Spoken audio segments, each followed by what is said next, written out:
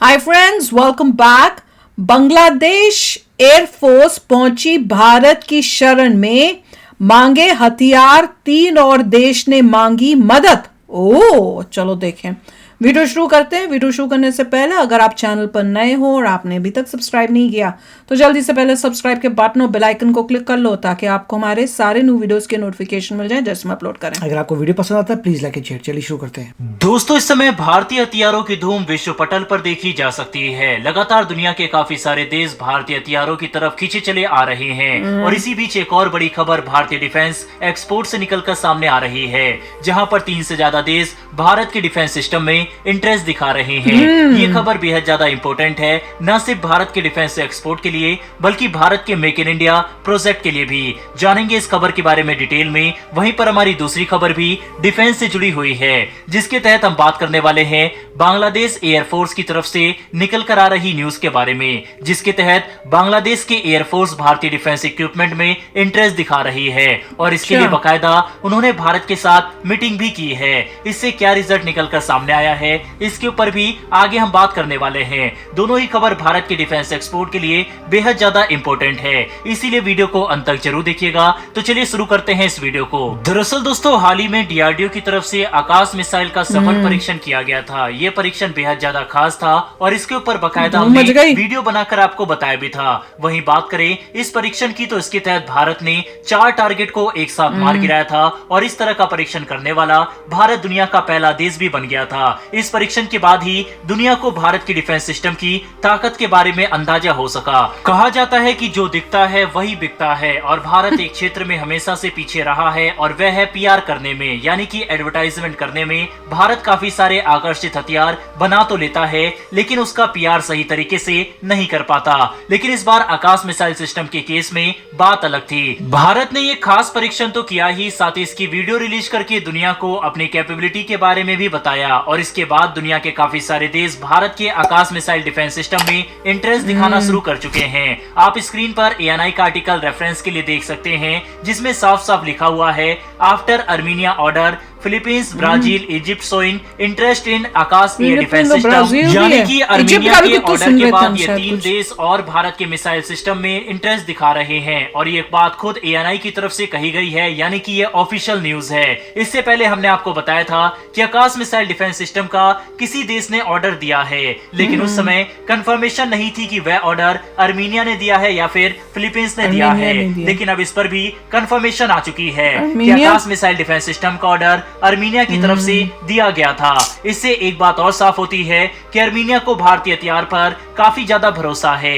यही वजह है कि अर्मीनिया भारत से गोला बारूद के अलावा Pinaka rocket launcher, artillery, Swati weapon locating radar और अब डिफेंस सिस्टम भी खरीद रहा है। और ये भारत के लिए बेहद ज्यादा अच्छी खबर है, क्योंकि जब भारतीय हथियार युद्ध क्षेत्र में इस्तेमाल किए जाएंगे तब इनकी कैपेबिलिटी के बारे में दुनिया को और पता लगेगा। वहीं से और भी काफी सारे देश इसमें इंटरेस्ट दिखाएंगे। यही कारण है कि अर्मीनिया के बाद अब फिलीपींस, जो कि भारत से ब्रह्मोस मिसाइल पहले ही खरीद चुका है, वह भी आकाश मिसाइल डिफेंस सिस्टम को खरीदना चाहता है।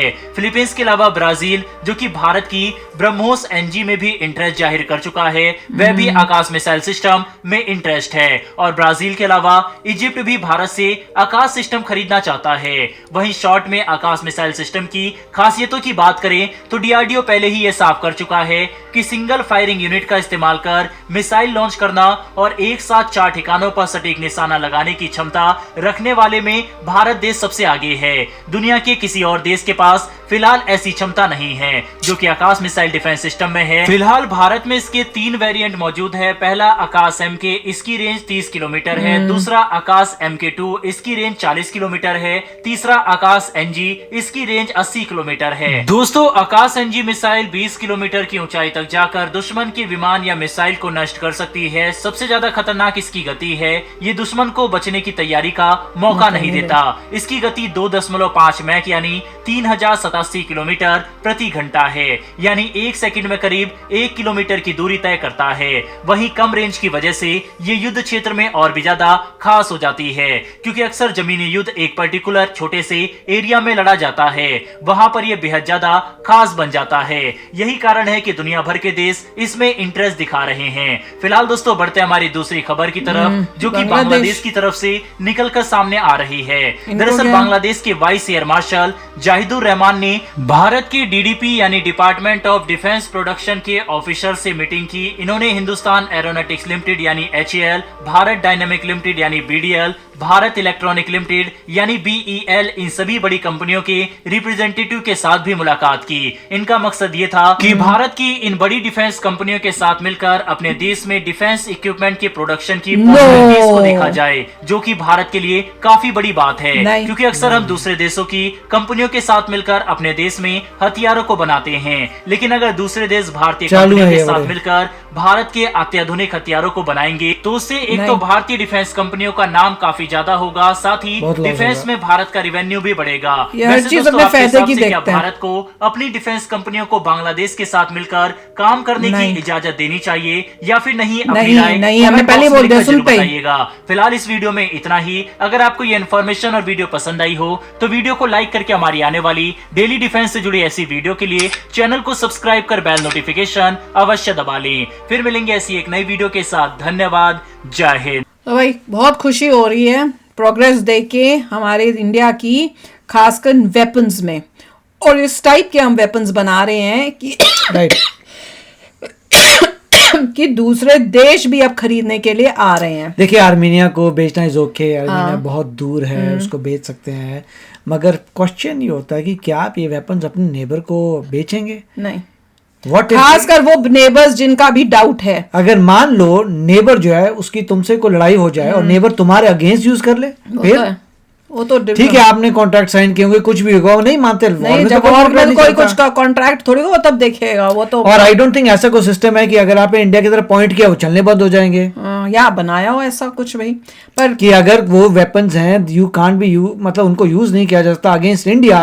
आई डोंट थिंक ऐसी कोई टेक्नोलॉजी है कि आप अगर वो पॉइंट करें इंडिया की तरफ वो चलने बंद हो जाए। I don't think so. तो मैं तो ये सोचता हूँ कि अगर आप नेबर्स को दे दें वेपन्स, आपके अगेंस्ट नेबर यूज कर ले, देन व्हाट? ये तो बड़ी प्रॉब्लम बात है। तो बहुत ही फ्रेंडली कोई दूसरा आपका नेबर कह रहा है भैया मैन्युफैक्चरिंग करो उसकी कंट्री में। ना मेक इन इंडिया भैया, हम मेक इन इंडिया है। मोदी जी बोलेंगे हम तो मेक इन इंडिया है, वहां कैसे बना रहे? हम तो मेक इन इंडिया है। नहीं, और साथ में बांग्लादेश से जो न्यूज आ रही है, जो वीडियोज आ रही है, बहुत अलार्मिंग है, नेगेटिव है। उसका पहले उन्हें कहो कि अपनी कंट्री में जो है वो उसको ठीक सुधार करो, जो लोगों के दिमाग में वो रिलीजन बेस करा जा रहा है उसको हटाओ, इंडिया के साथ उनका दिमाग ठीक करके उनको फ्रेंडली बनाओ। इंडिया के साथ क्रिकेट मैच में हारता है तो वहां पे तुम नाचते हो, जश्न मचाते हो। तुम पाकिस्तान के साथ हो जाते हो, तुमको लगता है कि पाकिस्तान तुम्हारा भाई है। अगर तुम ये सोच रहे हो तो फिर भैया इंडिया और हम अपनी कोई भी चीज जो है, कोई टेक्नोलॉजी किसी के साथ नहीं शेयर करेंगे, कहीं पे भी नहीं बनाएंगे। बनाना है तो इंडिया का गोल है, और तुमको खरीदना है, आ जाओ यहाँ मैन्युफैक्चर करो। हाँ, तुम यहाँ पे मैन्युफैक्चर करवाओ जो भी तुमको चाहिए। कल को भाई वो भी तो करते, देखा नहीं था हमारी कितनी चीजें थी फार्मिंग से रिलेटेड, जिसको उन्होंने टैक्सेस बढ़ा दिए, फिर फार्मर्स को वापस करना पड़ा, उनको इतना नुकसान। मेरे ख्याल से तो नहीं होगा ऐसा, कोई इंडिया वहां जाके मैन्युफैक्चर नहीं करने वाली। वो बोलेंगे हमारा तो मोटा, पहले हम नंबर 1 बन जाए फिर सोचेंगे। पहले हम वर्ल्ड में नंबर 1 बन जाए फिर हम सोचेंगे। ठीक है ना? बोलो आपको क्या लगता है? तो चलो चलते हैं, मिलेंगे नेक्स्ट वीडियो में बहुत ही जल्द। Till then take care and bye bye. तो अगर आप मेरे इस चैनल पे नए हो तो जल्दी से सब्सक्राइब के बटन को हिट करो और बेल आइकन को क्लिक करो, ताकि आपको मेरा जब नया वीडियो मैं लगाऊं आपको उसके बारे में जल्दी से पता चल जाए।